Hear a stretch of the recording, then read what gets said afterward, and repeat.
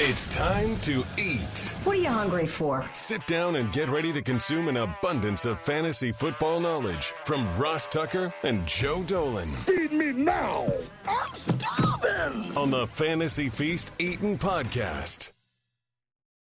And let's eat, baby. This is the Fantasy Feast Eatin' Podcast presented by DraftKings, the place to play DFS every weekend. And they always have so many ridiculous deals out there for you guys. I'm Ross Tucker, former NFL offensive lineman, 5 teams, 7 years. I got to be honest with you, I am still basking in the glow of 2 things. Number 1, how well we did betting on the Even Money podcast last week. I was up 9 units, Steve up 10 units. Such a good feeling. And today's Ross Tucker football podcast with Ryan Paganetti, the Eagles game management coach under Doug Peterson. So many really interesting points that he made. It was a fantastic, enlightening interview that, quite frankly, everybody should check out. I'm at Ross Tucker NFL on social. All of the shows can be found at Ross Tucker Pod. We do have an awesome YouTube page, youtube.com/Ross Tucker NFL, where you can watch these shows and see my big head fill up almost the entire monitor. Or you can go ahead and watch the highlight clips of the other shows. Let's say you're not a betting person, you're not a college person. Just check out the highlight clips of the other shows. That's what I think is the 2 or 3 best 30-second clips of them. It's like high school. It's like Cliff Notes. Thank goodness for that guy. What the best author ever, Cliff Notes. He is the star of the show, though. He never read Cliff Notes. He's a good boy. His mom listens. She'd be upset if she ever thought Joseph listened or read Cliff Notes. You can check him out on social at FG_Dolan. His mom probably loves, I call him the fantasy gangsta, at FG_Dolan. He now is the owner. Check the name tag of fantasypoints.com. Use the code 21Feast. His energy is infectious. His passion is contagious. His jokes are sometimes hilarious. Hello, Joe. Hi, Ross. That was a hell of an intro. Incredible. Thank you like very that? much. You like yeah. that? My mom's an English teacher or retired, so she would be upset if I didn't read the book. But, things happen. Let me just give a piece of advice to the high schoolers out there. If you're ever assigned to read Silas Marner, get the Cliff's Notes. Book is Dude, awful. no joke, Joe. Yeah. One time, this is senior year, AP English. I got like a 94 or maybe 95 on a test for a book I had not read one word of. I had just read the Cliff Notes. One of my best friends got like an 88 or a 90, and he read the whole book. What was the book? Oh, dude, no recollection. Oh. But when I could try to text him, but when she passed out the tests and I looked at it, he looked at his, I showed him mine. He audibly said, "Oh my gosh." and the like really loud to the point where the teacher had to be like, "Scott, are you okay?" We called him Sofa. Good football player, by the way. Went to Penn State. Was ROTC. He's like a hand surgeon now or something. Anyway, she said, "What?" And it didn't matter. I think I was already going to Princeton or whatever, so it didn't really matter at that point. He was like, "Ross only read the Cliff Notes and did better than me on the test." Well, she can't come back and change the grade, I guess. No, she looked at me and I just kind of shrugged like,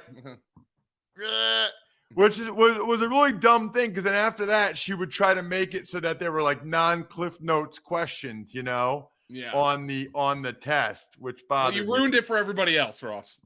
Anyway, that's why people listen to the Fantasy Feast podcast, because Joe is like the Cliff Notes version of getting prepped for your lineup, whether it's season long or DFS. Joe has the notes. Joe has the info. Joe has the answers to the test.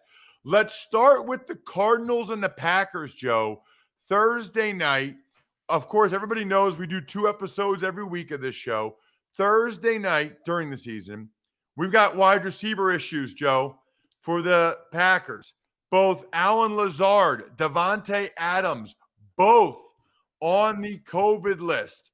What does it mean? Who are we firing up? What changes are we making? Help us. Well, let's call like it is right now. Lazard will not play because he is reportedly unvaccinated and the protocols are different for him, even though he hasn't, to our knowledge, tested positive. He's a close contact. And because he's unvaccinated, the protocols are different. He will not play. Davante Adams has an outside shot of playing. He's got to get a couple of negative tests in. But for right now, let's assume he will not. So there's a couple of things here. Number one, will Marquez Valdez-Scantling come off the IR with the hamstring injury? That's a possibility. Number two, if he doesn't, my question here that I'm asking myself just kind of internally, and now I guess I'll ask it externally. Does Aaron Rodgers just say, all right, Randall, let's dial it back 7 years? Randall Cobb, I'm going to target you 15 times in this game and just move the chains. And I wonder if this is just Aaron Rodgers and an opportunity with a player that he knows well to say, let's get on the same page here and move forward. So I think it's an Aaron Jones game. I think it's a Randall Cobb game. I think it's maybe a Robert Tonyan game. Tonyan scored a touchdown last week and he spiked the ball. I mean, there was frustration. He's had a horrible season. There was a lot of frustration to taken out on that, but I think a lot of people are firing up Tonyan. I know the Cardinals give up the fewest fantasy points to tight ends, but the best tight end they faced this year, the best, is Tyler Higbee. So they faced like Ferkser, the Texans, they haven't faced a whole lot of talent there. So with the Packers, I think it's an Aaron Jones game. I think it's a Randall Cobb game and potentially a Robert Tonyan game. Keep an eye on the status of Marquez Valdez-Scantling. All right, what about the Cardinals on the other side? Speaking of wide receiver issues, Davante Adams hasn't practiced this week with a hamstring. And, that's a guy who never practices. So you don't – I don't want this to be a cry wolf situation, but, he's a guy who doesn't practice. But it's not like he's going to practice if he's hurt. So that's something that has to be monitored. This is a short week. And then, you have A.J. Green and Christian Kirk now. They're hard to project, but if Davante Adams is out or limited, I think you certainly can fire them up against a banged-up Packer secondary. Zach Ertz ran more routes than Rondale Moore last week, so Zach Ertz is on the tight end one radar. James Conner, if you play him in the backfield, you're certainly counting on a touchdown. Chase Edmonds was back, and in his normal role last week, despite the runaway victory, he handled 18 carries. Chase Edmonds is somebody who can now be back in your lineup as an RB2. He came off the injury report with the shoulder injury. Chase Edmonds is back and seemingly healthy. Let's get to the Bengals and the Jets. I mean, the Bengals are just a loaded fantasy football team. The Jets, I guess Mike White is starting. I mean, are there any Jets that any human being should have in their lineup this week? Well, let's start with the Jets because Mike White came in and he checked the ball down a ton. Now, that game was a blowout against the Patriots. And you have a cold quarterback coming in and the game's a blowout, not of no fault of Mike White. And he's checking the ball down to Michael Carter, who had 9 targets, and Ty Johnson, who had 7 targets. If there's a Jet I feel good about, and good is a relative term, it's Michael Carter, who had 8 for 67 receiving in that game. I can fire him up as an RB2. If you're playing a receiver here, Corey Davis and Jamison Crowder each had 6 targets. I mean, have at you. Have fun with that. Flipping on over to the other side to the Bengals. Ross, what do we like when I'm analyzing a team? What was one of the traits I like about a team? Narrow. The Bengals are as narrow as the stripes on their helmets. They are awesome. Joe Burrow throws 38 passes. He throws for 416 yards against Baltimore. He targeted 5 receivers. That's it. Jamar Chase, T. Higgins, Uzomah.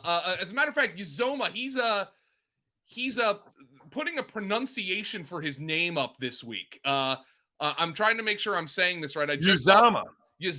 Okay. Uzomah. Not Zoe. It's Uzomah. And then Samaje Perine actually got a target. No targets for Joe Mixon, who still looks good to me. But he didn't get targets. And you know what? Sometimes why would a team get targets? Why would Joe Mixon get targets when Jamar Chase is running wide ass open all the time? T. Higgins, I wonder if he's due for a big game.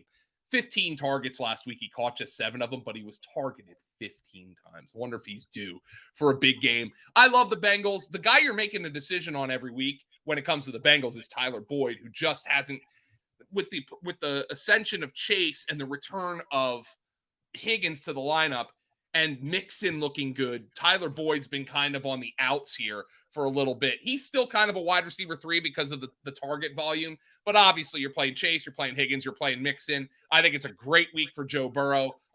Cincinnati should win this one going away based on how talented this team is. Speaking of talent, whether you're talented down there or not, you need to go to manscape.com. I resent that remark, Ross. What's that? I resent that remark. I wasn't talking to you. I wasn't talking about you. I'm talking to the people watching or listening. Listen, here's all I know. The more you trim, the more talented you look. It's really that simple. All you have to do is use the code FEAST20 to get 20% off and free shipping with the code FEAST20 at manscaped.com. That's 20% off with free shipping at manscaped.com and use code FEAST20. Stiff arm your pubes out of the playoffs this year with Manscaped. I am convinced that they put the word pubes in there because it automatically catches your attention, right? Like, even if you're like, oh, Ross is talking about Manscaped, it's a commercial, you're just not used to hearing pubes on a podcast. Like, you're not used to hearing it. So it's like, what? Wait, what? What did you just say? No. It's actually genius by Manscaped, as is their whole incredible package that you can get from them.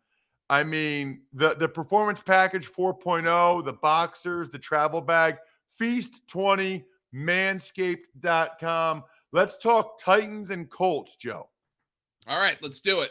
Titans. Well, the good news for the Titans is A.J. Brown is back, and they needed something in that passing game because Julio Jones just doesn't look right. The Titans right now are kind of easy. It's Derrick Henry, it's A.J. Brown, it's Ryan Tannehill. Ross, I know you probably got a chuckle out of the fact that, you know, all the hot take shows on ESPN last week, Tebow was asked, like, who would you rather have, Mahomes or Derrick Henry? And of course, the answer is Mahomes. Of course it is. But like, you know, Twitter was rabble-rousing about, oh my God, I can't believe this is a question. Oh my God, Derrick Henry stinks and nobody should ever run. And then, of course, Derrick Henry comes out and throws for more touchdowns than Patrick Mahomes in that game last week, which I thought was because it like really soiled the diapers of a lot of the Twitter no fun havers, which I thought was particularly poetic. But AJ Brown looks great. Finally, he was a buzzkill through the first 5 weeks of the fantasy season. He's gotten going. This Colt defense does not offer much resistance. You know, last week against San Francisco, the ball's squirting all over the place. I'm not really going to put much account into that, but nonetheless, Deebo Samuel goes for 700 and a touchdown against this defense. So I think it's a good spot for A.J. Brown. I think it's a good spot for Derrick Henry, and I think it's a good spot for Ryan Tannehill. If I'm playing Julio, who's not 100%, the good news is that he seemed to get through that game okay, but he's just not 100% right now, and he's more of a wide receiver 3-4 than anything else. What about for the Colts on offense? Wentz is playing pretty well, Joe. Yeah, but it's not a high volume offense. That's the issue. Now, look, last week, San Francisco, that game was a monsoon. All right, let's pump the brakes. But, you know, Michael Pittman scores the touchdown at the end of the game. And obviously, it was not a well-thrown ball in the rain. Pittman just goes up and gets it, though. The corner, I think it was Drake Kirkpatrick, made an awful play on the ball. Like, I mean, just slipping and sliding. But I think the Colts had the right plan of attack. You know, this is hard on the defense when the conditions are this bad and we're throwing the ball down the field. And they got some PIs and they got some completions. But Wentz said after the game about Pittman, he's like, look, I can trust him to go up and make a play when things aren't perfect. And, you know, say all you want about Wentz last year in Philly. He was awful. But the last couple of years, there was a lack of receivers in Philly going out and making a play for their quarterback. You know, like the throw isn't perfect. Go make a play. The throw's a little behind you and it's dropped or tipped in the air for an interception. And I think Wentz has something in Pittman that he didn't have the last couple of years in Philly. So I think that's going to be a guy he's going to continue to trust. I am sick of Nyheim Hines and Marlon Mack. But John, I have to think Jonathan Taylor has proven over the last couple weeks to the Colts that he's the straw that stirs the drink for them. Takes the pressure off of Wentz, takes the stupid plays out of the equation, the less that Wentz has to throw. Jonathan Taylor's just the man. Tennessee got after Patrick Mahomes last week, but this was a defense that wasn't playing well up until then, and I have to wonder how much more that reflects on the Chiefs than it does the Titan defense. We've got the Rams and the Texans, and man, speaking of teams that are narrow and teams that are racking up the points, our guy Cooper Kupp had the DraftKings Performance of the Week last week, presented by Bacardi Spiced Rum. All he did, Joe, against the Lions was have 10 catches, 156 yards, 2 touchdowns on 13 targets. That was 40.6 fantasy points. He has been an absolute machine. He deserves to be rewarded as the DraftKings Performance of the Week, presented by Bacardi Spiced Rum, which, by the way, is delicious. I'm a big Bacardi Spiced Rum guy. Rum and Coke. I used to be my drink at times. I'd put that, like, if I was going an all-day thing, I'd put like a whole thing of Coke and rum in like a huge Gatorade container and just drink it, sip it all day. Glorious Bacardi Spiced Rum. Anyway, Cooper Kupp is also glorious. I mean, Joe, he's been a machine. Yeah. First and foremost, with this, with the DraftKings Performance of the Week, did the players get a bottle of rum for it? No, that would be amazing though. If they did. Just send it to them. To my knowledge, they don't, but that'd be great if they did. Look, they should get it. Anyway, Cooper Kupp's been awesome. Look, he's Matthew Stafford's guy. Robert Woods has looked good too, but Cooper Kupp is Matthew Stafford's guy. There was a change for the Rams in week 7, and I wonder if it continues in week 8. Johnny Munt, the blocking tight end, tore his ACL a couple of weeks ago. He tore it in week 6. They had run a good bit of 2 tight end sets because they love Munt. And Munt was somebody who was helping them out like in the blocking game, in the ground game. Without Munt, they went almost exclusively to 11 personnel sets last week against the Lions. Now, you have to wonder, is that just a one-game thing? Does that change going forward? But in the 11 personnel, it was over 90% of the snaps for 3 guys: Kupp, Robert Woods, and Van Jefferson. So you had 3 wide receivers playing at a massive clip in that game. So there was not much rotation. Deshaun Jackson barely played. Interested to see if that goes forward, because if it does, Van Jefferson will have consistent fantasy value. He was rotating a little bit with Woods early in the year. That kind of pulled back. Woods has been dominating Van Jefferson in terms of routes and snaps since, but those 3 guys all played basically the entire game last week. So they're all fantasy viable against the Houston Texans. Again, the Rams, the Lions came out feisty last week, and the Rams did not have the projected positive game script that I thought they were going to have, which kind of hurt Darrell Henderson. Here is another chance for Darrell Henderson to get back on the wagon here and start going. I think Darrell Henderson has a big game this week. And for DFS purposes, he was the most rostered running back, I think, in some FanDuel contests. I think he might be a little bit less popular this week, even though of the spread, because he burned people last week. I'm getting back on the Hendo train this week. Ooh, the Endo train. All right. What about for Houston? Is there anything to talk about there? Well, if Tyrod Taylor plays, there's at least some life. This is a stat. This was from Chris Towers of CBS. I don't want to take credit for it because he tweeted it out. And here's the stat. The Texans scored 5 offensive touchdowns in 1.5 games with Tyrod Taylor at quarterback.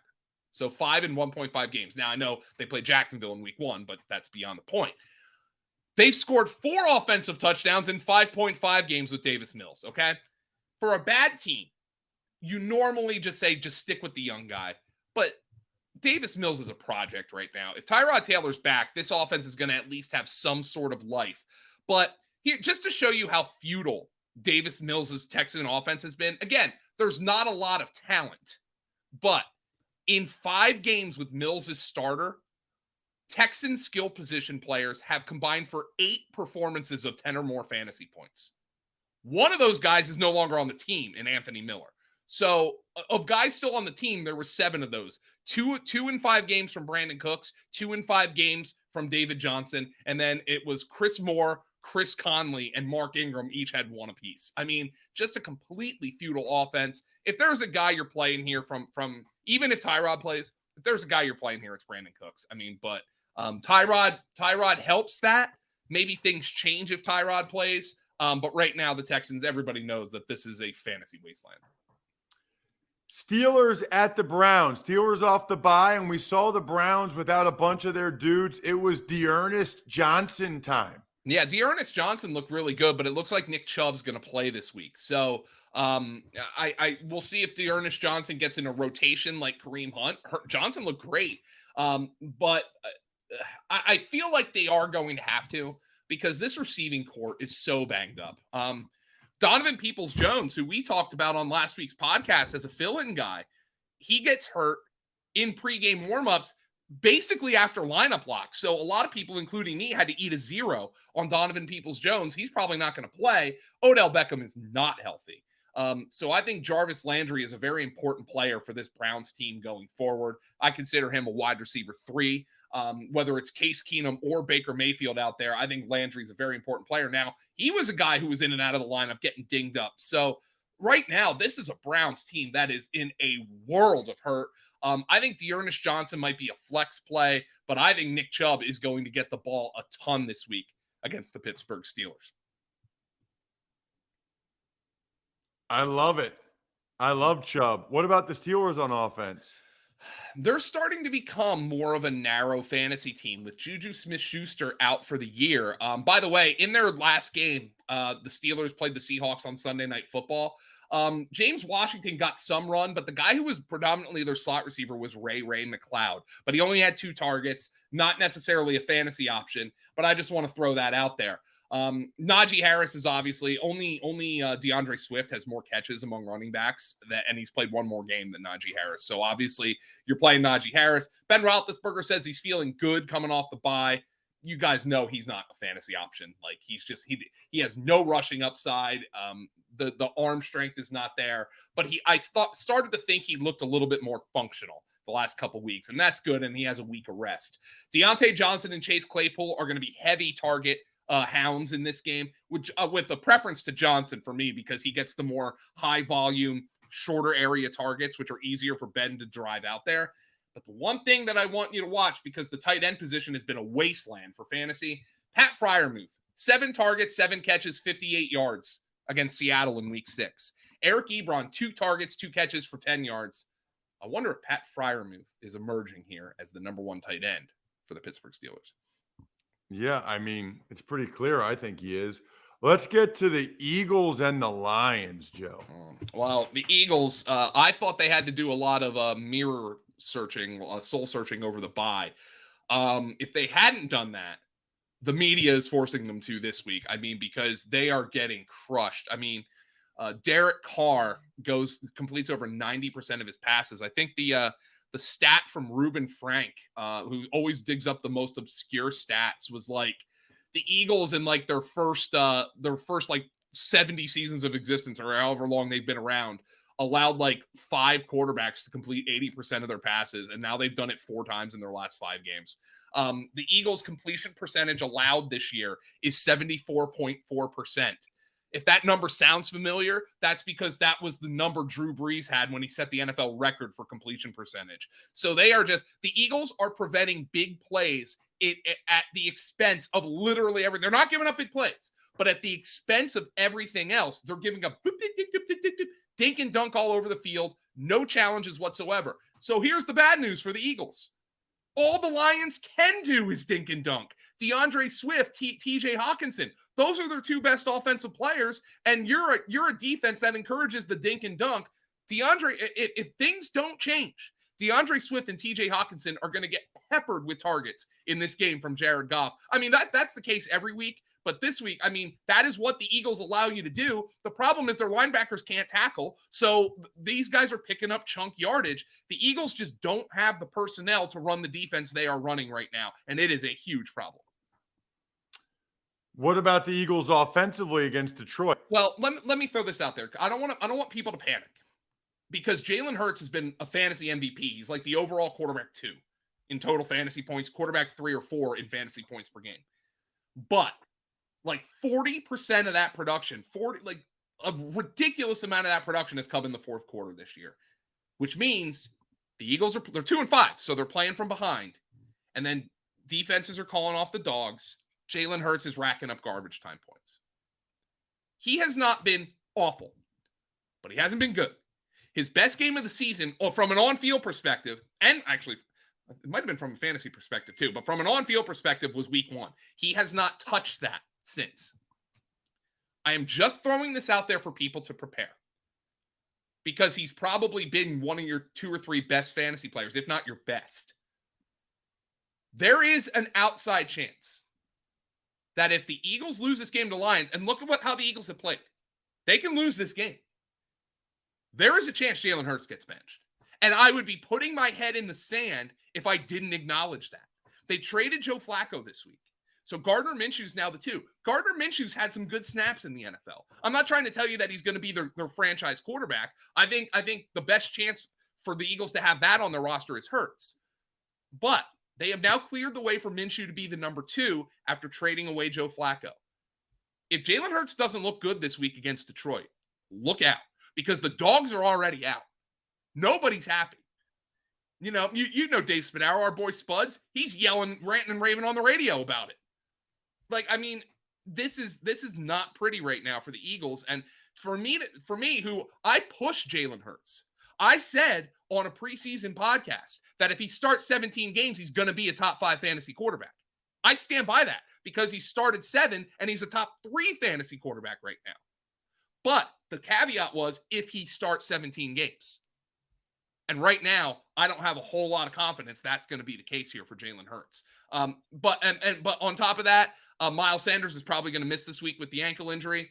Kenny Gainwell is the guy I prefer, but Boston Scott was their guy inside the goal line. So I think both of those guys are on the flex radar this week. But I'm just telling you, Jalen Hurts has been a fantasy MVP thus far.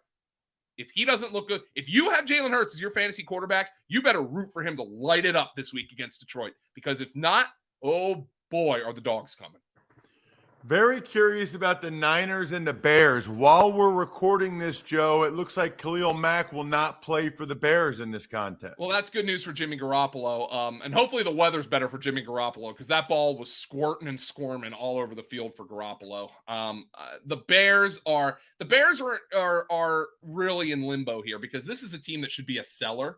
But they have a dead-end coach and a dead-end general manager. Are those guys going to be sellers? Without Khalil Mack. Let's start with the Niners. The Niners really, for me, right now are a 2-man fantasy team. Deebo Samuel and Elijah Mitchell. The doghouse is just filled up for the San Francisco 49ers. I think Trey Sermon's obviously in it. I think Brandon Ayuk is in the doghouse right now. And Kyle Shanahan, Ross, let's put it this way. I think Kyle Shanahan is a really smart guy. I think Kyle Shanahan thinks Kyle Shanahan is a really smart guy. And occasionally I think he gets caught sticking his head between his legs and sniffing his own butt. Like, let's put it that, let's call it like it is. But you also have to react to how Kyle Shanahan is using players. And he's not using Trey Sermon and he's not using Brandon Ayuk. For me, the 49ers are a 2-man team, Elijah Mitchell and Deebo Samuel. Okay. That's kind of what I'm looking at right now. Ayuk's doing nothing. What about the Bears? The Bears are a 1-man fantasy team. Khalil Herbert. I mean, Ross, you're an offensive lineman. You've seen the protection for Justin Herbert, but I'm sure you are probably happy with the fact that there has been a revolution in like the analytic community that says sacks are a quarterback stat. Have you watched enough Justin Fields? The guy's pocket presence is less than 0 right now. Yeah, it was a lot easier at Ohio State, although I'll say this. He took a bunch of sacks and stuff against Northwestern, Indiana. Indiana. Yeah. Yeah. So, I mean, his pocket presence is less than zero. He is playing horrible football. And I think, look, I'm just calling it like it is. You can blame it on Nagy. You can blame it on Pace. You can blame it on Michael Jordan retiring in 1994. I don't care what you want to blame it on. But, like, the fact of the matter is Justin Fields is playing miserable football right now. The receivers here are I just hope Allen Robinson gets traded for his own sake. This is bad. Khalil Herbert's the only bear you can consider.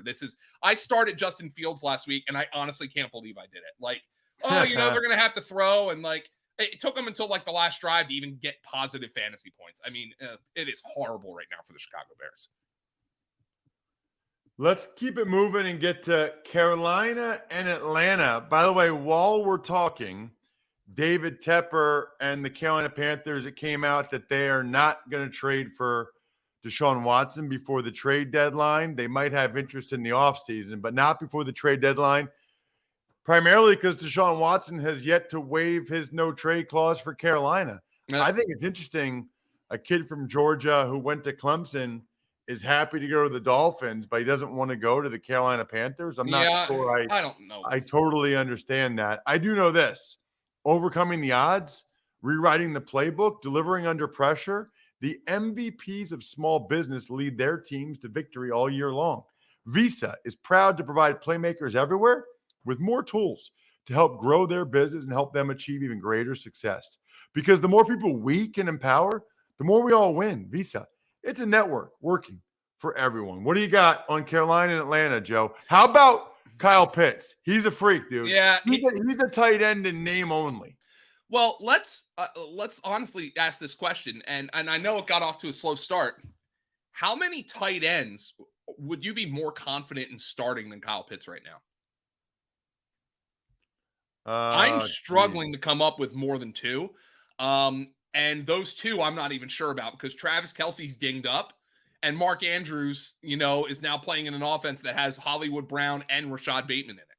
That's about it. George Kittle's hurt. Darren Waller's hurt. Darren Waller's been a disappointment.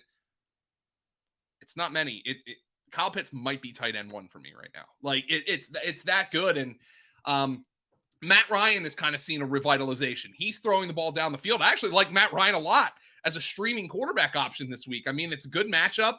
Pitts is getting going. Calvin Ridley, he said he needed a mental break. And, not to project onto Calvin Ridley, but when you look at the fact that Calvin Ridley needed a mental break and Lane Johnson needed a mental break, and you have to understand what these players were going through, in the last year plus to get on the field and play. You're getting a javelin jabbed up your nose every day to play in front of empty stadiums. And, that's kind of, it's been a hard year for all of us, but it was hard for the NFL players too. And you have to wonder how much of that is eating at these players. Calvin Ridley has a lot of target volume, hasn't really come yet. You have to play him. Hopefully he's feeling all right. Mike Davis played 60% of the snaps for the Atlanta Falcons in week 7 and got 4 carries. Cordero Patterson's getting more carries. Cordero Patterson's running a bunch of routes as a wide receiver. Cordero Patterson is like, he and Kyle Pitts are the straws that stir this drink right now. And it's helping Matt Ryan. Russell Gage is back. He's on the wide receiver 3 radar. The Atlanta Falcons all of a sudden look kind of feisty offensively. Kind of a fun team to watch. Arthur Smith seems like he's gotten some things moving here, and Matt Ryan seems to have found the fountain of youth. He's looking pretty good here the last number of weeks, and it has coincided with the emergence of Kyle Pitts. How about Carolina, Joe? Ross, I regret to inform you that Sam Darnold is Sam Darnold. No, you said he stunk, and you're glad he stunk because you're happy that you were right. No, you know what, Ross? Yeah, I was right, but it's not exactly the hardest thing to predict. PJ, here's the thing. PJ Walker comes in and goes 3 for 14, though. So they're going to go back to Darnold, I presume, which is DJ Moore is the only receiver you can play here. Robbie Anderson over his last 4 games has 38 targets and 101 receiving yards on 38 targets. Ross, there's not like an exact query, I think, unless somebody smarter than me can come up with it. but it's stathead.com, which is like the Pro Football Reference database. I did a couple of queries just to see how many times over a 4-game stretch has somebody had 38 targets and less than 100 receiving and 101 or fewer receiving yards. And for what I can tell, since targets have been tracked since 1992, 101 receiving yards on 38 targets is the worst 4-game stretch of all time. Nobody has had that few receiving yards on that many targets. Now, there's some who are close, but at the wide receiver position, it's about as bad as it gets for Robbie Anderson. He's droppable at this point. Chuba Hubbard's a guy. He can't catch the ball. He's had some drop issues. He's fine, but he's no Christian McCaffrey. Hubbard's an RB2. DJ Moore's a wide receiver 2, and then ignore the rest of this team. I mean, it is a disaster in Carolina. Lastly, here on episode 1 of the Fantasy Feast podcast this week, the show that's so nice we do it twice. We break up episodes 1 and 2. We've got Miami Dolphins and Tua Tagovailoa at the Bills. All I know is every time I watch the Dolphins, Mike Gesicki's making a big catch. Yeah, so he's basically exclusively a wide receiver. I think he's lined up in line on fewer than 10% of his snaps this year. So, I mean, Mike, you said Kyle Pitts is a tight end in name only. So is Mike Gesicki. And he's been Tua's guy. And I think the funniest thing amidst all the rumors here the last couple weeks, with regards to Deshaun Watson and Ross, thank God, because if Deshaun Watson doesn't get traded by next week, by the time we record next week's Feast podcasts, we don't have to talk about it because the trade deadline would have passed. And I am so freaking sick of talking about Deshaun Watson. I'm sick of hearing about him. Anyway, that's just a personal preference here. But the funny part is I actually think Tua has played pretty well the last couple of weeks. Certainly better than Sam Darnold, of the teams that have been rumored to acquire Deshaun Watson. Tua's arm still just, it looks like he's throwing balloons out there to me, but it feels like he's played pretty well the last couple of weeks. And now for the Dolphins, Mike Gesicki, I think is somebody you play. The problem is with the wide receivers, this is not the Falcon defense that they played in week 7. This is not the Jaguar defense that Tua faced in week 6. This is the Buffalo Bills defense, maybe the best defense in football. I do not expect Tua to have a lot of success in this game. The guys I feel good about playing are Gesicki and Jalen Waddle. Otherwise, good luck with Myles Gaskin. Malcolm Brown's on IR. If you think Myles Gaskin's the guy who's going to emerge here against this defense, I'd probably be looking for another option unless I'm just plugging him in as a flex. All right, what about the Bills on offense, Joe? Ross, the Peaky Blinder, Tommy Sweeney is going to be the tight end here if Dawson Knox can't play, and he's not expected to, coming off the surgery. But for the Buffalo Bills, I mean, they're kind of the team that they are every week. Just they mix the ball around a little bit more than they have in recent weeks. Than they did last year, rather. Against Tennessee, they had to throw the ball a ton. Emmanuel Sanders, Stephon Diggs, and Cole Beasley all had 8 or more targets in that game. Great to see Stephon Diggs have a really big game in that one. Zach Moss is still their lead back, but Devin Singletary actually looked pretty good against Tennessee. So I'm going to say that Zach Moss is more of an RB3 flex guy right now with the way that Devin Singletary looked in that game, catching 5 passes. I'm fine playing all of Sanders, Diggs, and Beasley and Josh Allen.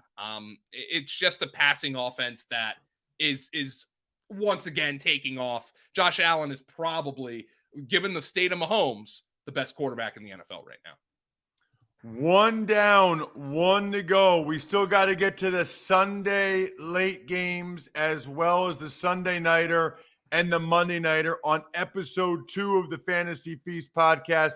Make sure you're subscribed, either audio only or youtube.com/Ross Tucker NFL. I'm full. I know I'm stuffed, but I'm not full. We got a little bit more room for dessert, episode 2. I think we're done here. Thanks for listening to the Fantasy Feast podcast. Make sure to also subscribe to the Ross Tucker Football Podcast, Even Money, Business of Sports, and the College Draft. All available at Apple Podcasts, rosstucker.com, or wherever podcasts can be found. A lot of times on the show, I mentioned DraftKings. Here's what you need to know. You got to be 21 or older, New Jersey, Indiana, or Pennsylvania only. New customers only. Restrictions apply. See DraftKings.com/sportsbook for details. Gambling problem, call 1-800-GAMBLER, or in Indiana, 1-800-9-WITH-IT. By the way, if what I was talking about included a deposit bonus, doesn't always, sometimes it does. Deposit bonus requires 25 times playthrough, and deposit bonuses are paid out in site credit.